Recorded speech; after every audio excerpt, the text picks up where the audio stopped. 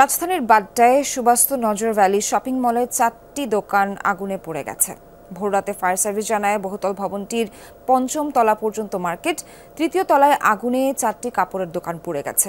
আরও জানানো হয়, গত রাত ১:৩০টার দিকে আগুন লাগার খবর পায় ফায়ার সার্ভিস। পরে ফায়ার সার্ভিসের 3টি ইউনিট আগুন নিয়ন্ত্রণে আনতে সক্ষম হয়।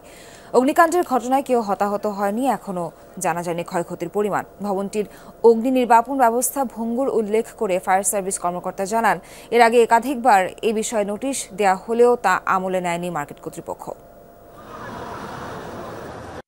4টা দোকান ক্ষতিগ্রস্ত হয়েছে। আর আগুনের যে সূত্রপাতটা আমরা প্রাথমিকভাবে ধারণা করতেছি যে এটা ডাক লাইন ছিল, ডাক লাইন থেকে আগুনের সূত্রপাত হয়ে আমরা ফল ছাদের উপর দিয়ে গিয়ে বিভিন্ন জায়গা ছড়াই ফেলছে। অগ্নি নিরাপত্তার কিছু ত্রুটি আছে। এই ধরনের ভবনে অত্যাধুনিক যে সিস্টেমগুলো থাকার কথা, ডিটেকশন প্রোটেকশন সিস্টেম, এগুলাই কিছুই ছিল না। ক্ষয়ক্ষতি এখন বলা যাচ্ছে না। আমাদের আগুন নির্বাপন শেষে আমরা একটা রিপোর্ট নেব, এরপর বলা যাবে।